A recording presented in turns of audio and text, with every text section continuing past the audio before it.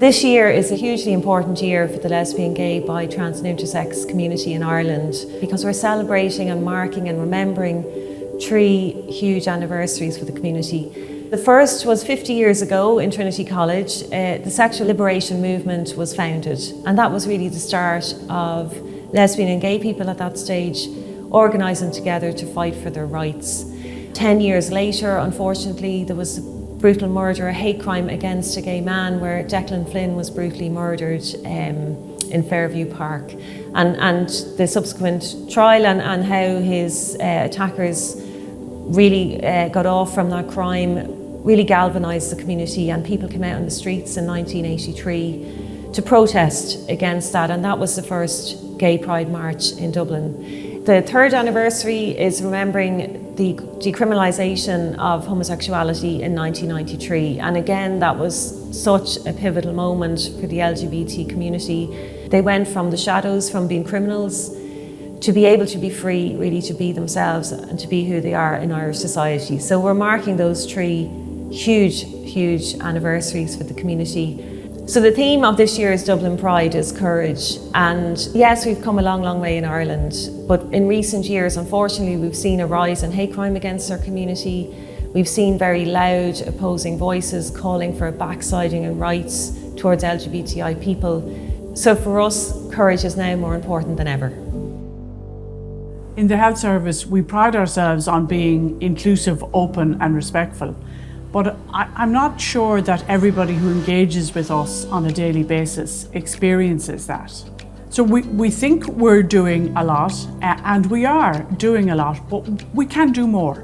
There's an interesting quote from Audre Lorde, and it goes, it's not our differences that divide us, it's our inability to recognise, accept and celebrate those differences. So, for example, we have an initiative here, the Rainbow Badge, which recognises the diversity and spectrum of human sexuality.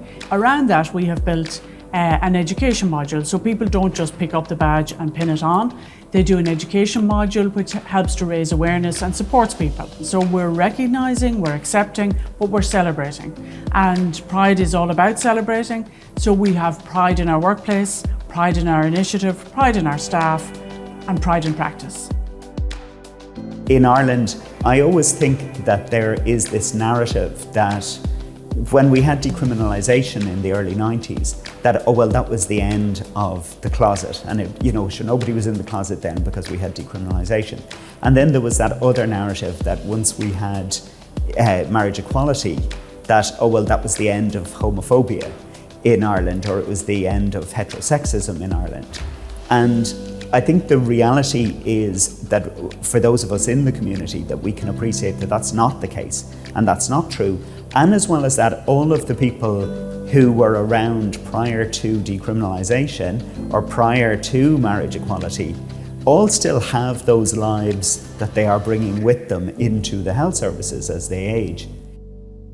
So I decided to become an LGBT champion after talking to older people who'd lived a life with one public perception of who they were, who their partner was, that were quite often seen as friends or housemates.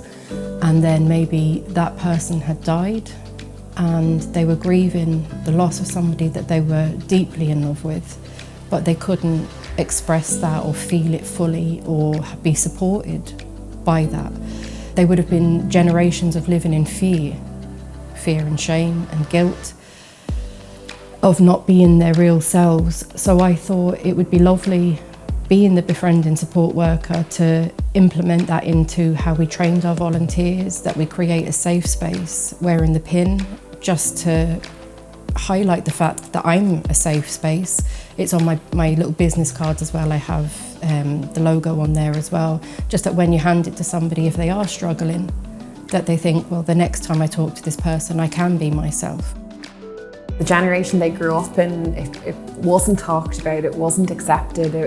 It's something that people probably kept secret for so long, and they probably do struggle with some mental health issues that we're, kind of discussing on the comprehensive assessment, but maybe we don't hone into it enough that this could be due to this type of reason, that they never had a chance to discuss it, they never had a chance to be themselves, and they've been stuck and isolated and alone for so long. So it is just talking about what it means to them being in the LGBT community and how they were treated in the past by healthcare professionals. And I would never want someone to feel that way or to feel negatively about their healthcare professional working with them about anything to do with their sexual health or their orientation or their ethnicity. Never. So yeah, it's just so important to be shouting it and screaming it out loud and making sure everyone is trying to be as inclusive as they can so that people are comfortable.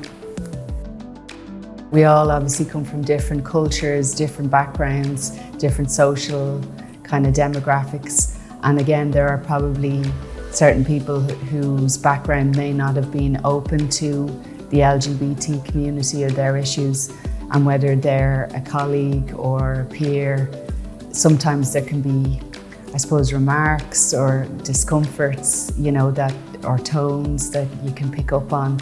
And I guess with that, it's trying to bring people along and like be respectful, obviously, of where everyone's coming from, but just trying to widen the conversation and really widen that kind of acknowledgement, if you like, of barriers, you know, comforts and issues that arise for those individuals. So the culture I grew up was quite a homophobic one. So by completing the Rainbow Badge, I've realised that some people might still be judged.